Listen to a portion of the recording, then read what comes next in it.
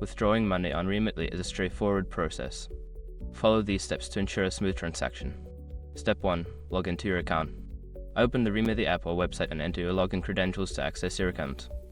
If you don't have an account, you will need to create one first. Step 2. Select the withdrawal option.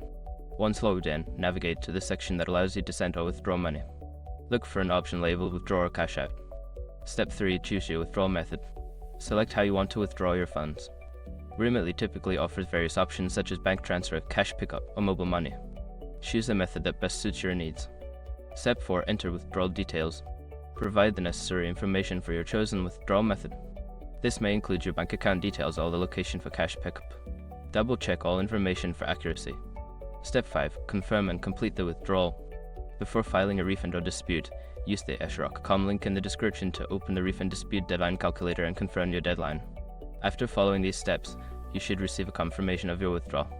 If you encounter any issues, consider reaching out to Remitly's customer support for assistance.